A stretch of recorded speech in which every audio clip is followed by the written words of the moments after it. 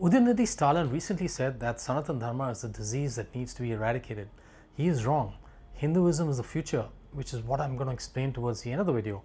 But first, who is Mr. Stalin and what exactly did he say? Now, Mr. Stalin first made these comments in 2023 and then he recently repeated it again in the Tamil Nadu Assembly in 2026.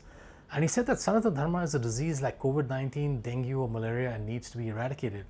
Now, cases were filed against him and he clarified that I'm only talking about the caste system, I'm not talking about Hinduism.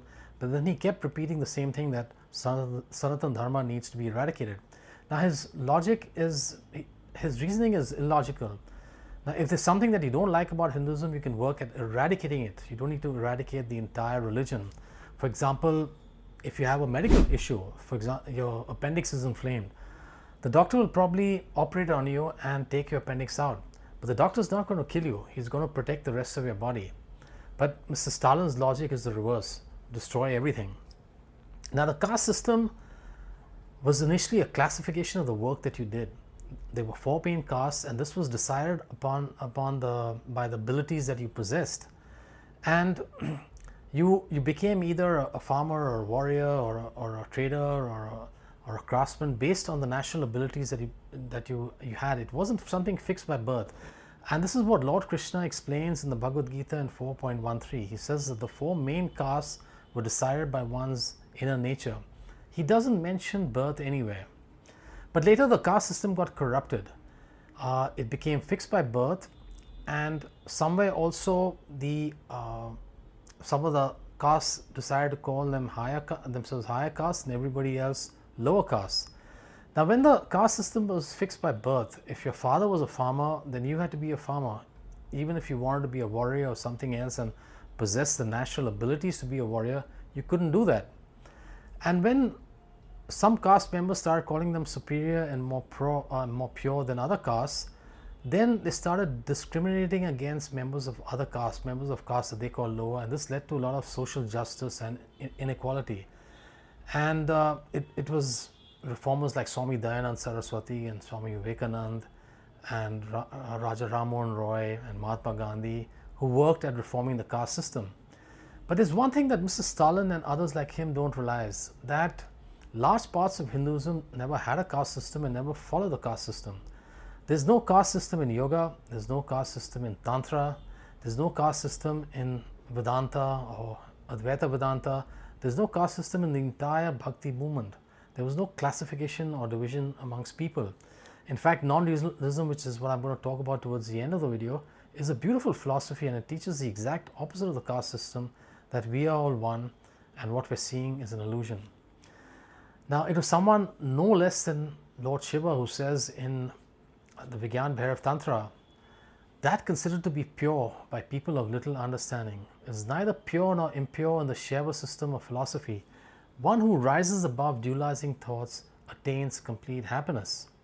Now, Lord Shiva's teaching is contained basically in 2 texts, the Shiva Sutras and the Vigyan Bhairav Tantra, and he doesn't mention caste anywhere. And probably the sage Ashtavakra summed it up best when he says in the Ashtavakra Gita, and I'm just going to read a small passage from there. He said, "You have no caste, no duties restrain you, formless and free, beyond the reach of the senses, you are the witness of all things." Now, there are certain practices in Hinduism like yoga, meditation, mantra chanting, which are also part of yoga, that have benefited millions and hundreds of millions of people down the ages. They've given them good health, they've given them inner peace, and they've even led to enlightenment. But for somebody like Mr. Stalin, all this needs to be eradicated just because one part of Hinduism has a caste system. It really makes no sense. Now, let's come back to the central message of this video. Why is Hinduism the future, or why does Hinduism have a bright future? Now, this is for 2 main reasons. If you want to be enlightened, if you're no longer interested in heaven and hell and you're seeking enlightenment, you're seeking liberation, then Hinduism has the answers, because Hinduism has produced the maximum number of enlightened people on this planet compared to any other religion. No other religion really comes close to Hinduism in this respect. Now, we've produced people in ancient times like Rama, Krishna, Patanjali, someone like Ashtavakra, the famous Adi Shankara. More recent times, someone like Swami Vivekananda, Ramana Maharishi, Jiddu Krishnamurti, Ramakrishna, Paramahansa Yogananda, and I can go on and on and on. And why did this really happen? It's basically because the means, the methods, the tools, the technologies for enlightenment were developed in Hinduism. This is the religion where the tools, the technologies first came. It started with Lord Shiva giving the 7 sages 112 meditations for enlightenment. And from there, the tools and technologies developed. And that's why Hinduism has produced a maximum number of enlightened people. So if you want to be enlightened, then Hinduism has a great number of methods and means for you to do that. The second factor why Hinduism is very important is basically because the state the world is in today. Now, over the last few centuries, our technology has developed tremendously, but we have not grown spiritually. Now, in ancient times, you could kill someone with a sword, but today we have nuclear weapons. And if these nuclear weapons are used, it could destroy the entire human race. And today we're living in a world where our society is very badly divided by religion, very badly divided. And if nations start using nuclear weapons because of their divisions on religion, then it would be catastrophic. It would destroy all of us. But Hinduism has a philosophy called Non-Dualism, which is very unique to Hinduism. It's only the only major religion that has this. And it's something beautiful. It teaches that we're not separate from each other. Our bodies may be separate, but our soul is one. The differences that you see in this world are an illusion. And the whole philosophy of non-dualism is why Hindus have over the centuries been a very tolerant religion.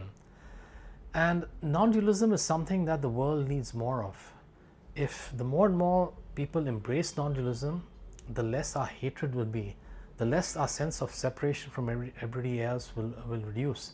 So non-dualism is actually a key to the world's future. It's something that more and more people should embrace. It's for these two reasons really that Hinduism needs to be preserved, it needs to be encouraged, it needs to be made to grow. It's not something that needs to be eradicated. Yes, you can eradicate the remnants of the caste system, whatever's left of it, it serves no function anymore.